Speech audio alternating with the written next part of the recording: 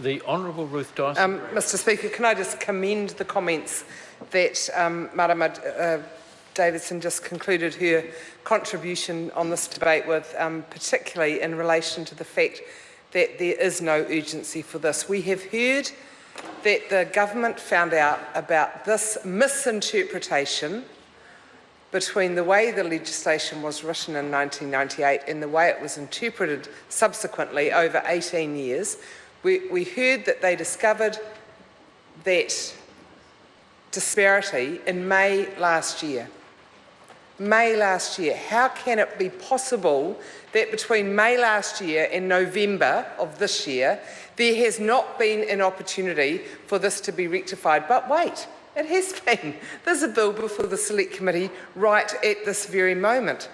This bill was included with that bill, and suddenly, for some reason, we haven't had an explanation from the Minister or the members of the Select Committee from the government side, that part of the bill is taken out and put as a standalone bill. I think that's a good thing, because it is an entirely separate issue from the ones that are dealt with under the extension of young person services and remedial matters.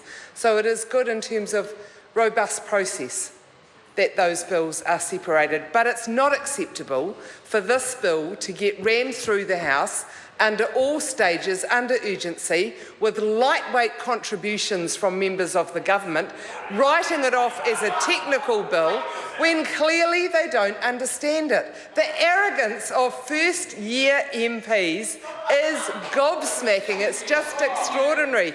The number of MPs who have been here for 1 year and 5 minutes who are so arrogant, born to rule, extraordinary.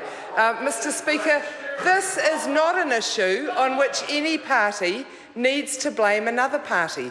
Both National and Labor-led governments have both taken the operationalising of this as the correct interpretation of the law. We were wrong. Both sides were wrong. Nobody's blaming Antolli. In fact, we've all commended Antolli for engaging in the discussion with us about that. I don't know why the backbench of the National Party had to get up and throw rocks. It's not that sort of debate. Feel the vibe, Todd. Feel the vibe. It's not that sort of debate. I'd say the surname if I could remember it, but I can't. What is it? Barclay. Mr Barclay, I apologise. I apologise even more because I was going to call you Todd McClay, but I knew that was wrong. So this bill is about a misinterpretation. The challenge for Parliament is how should it be fixed? For 18 years, we've been paying beneficiaries a day later to start their benefit than the law said. That's been determined now, separate judicial process. Parliament needs to fix it. And what the Minister has said is, right, we'll accept that court determination, but not right back to the beginning where we first started doing it incorrectly, just from the day that we were told about it. Well, that is an incorrect interpretation of the way the court has determined Parliament's responsibility to not do anything but comply with the law.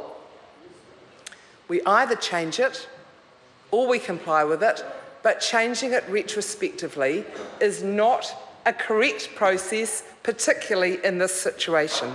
So this is not a matter of blame. This is certainly not a matter of the current minister or former ministers wanting to cheat beneficiaries.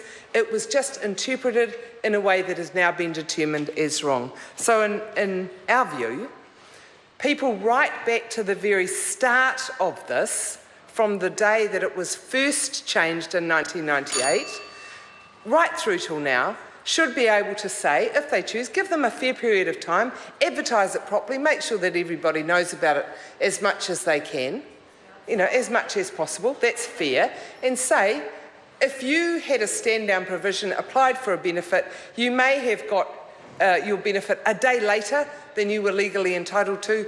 Parliament, has determined you should get that day's benefit paid to you.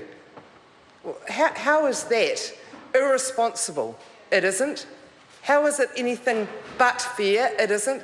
It is the fair and proper thing to do as a Parliament response to the determination that the government received in May last year that this issue has been misinterpreted.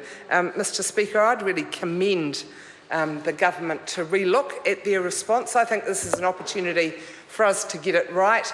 We have a chance now over the next 6 or 7 hours as we debate this further, and I really urge the government to just think again. We can get it right. It's a very small amount of money, but I think it's worth it.